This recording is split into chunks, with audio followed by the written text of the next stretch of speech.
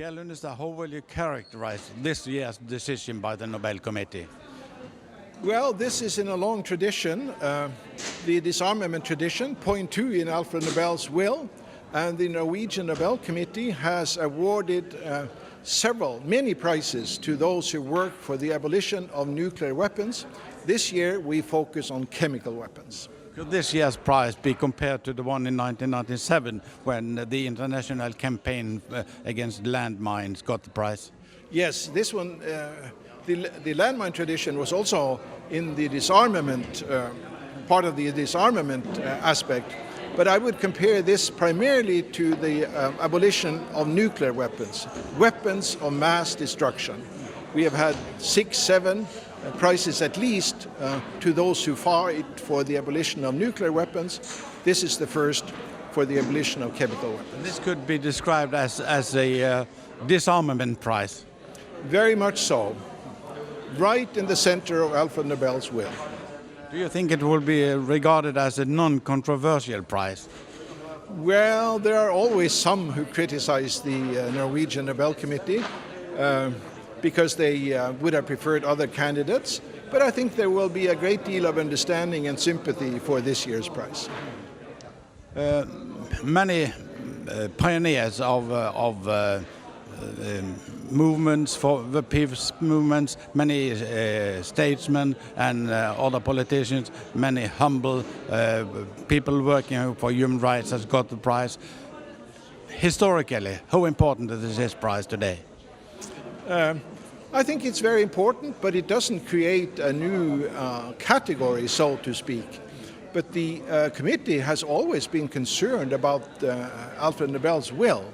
All the members know the will, and even when we've been criticized for not abiding by the will, the committee has. I mean, take the most criticized prizes, the 2 for the environment. And there are those who argue that this was not really part of Alfred Nobel's will.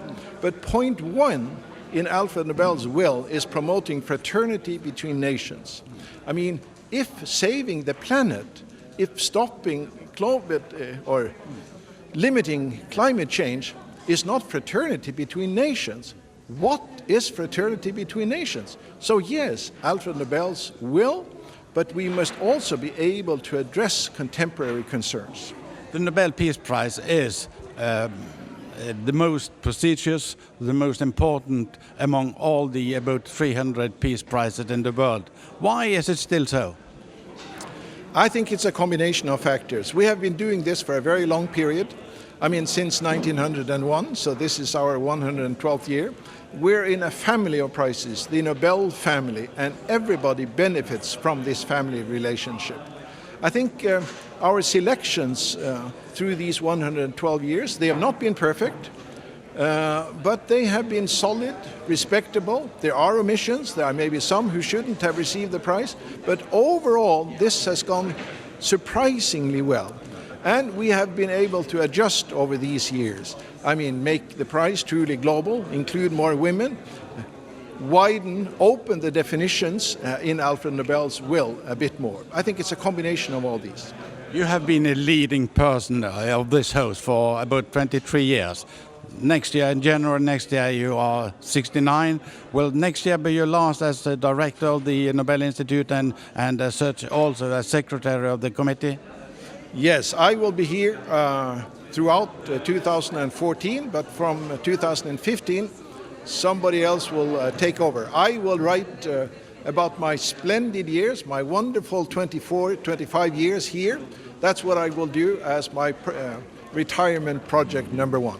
If you are looking back on your 23 years working here, what are the highlights?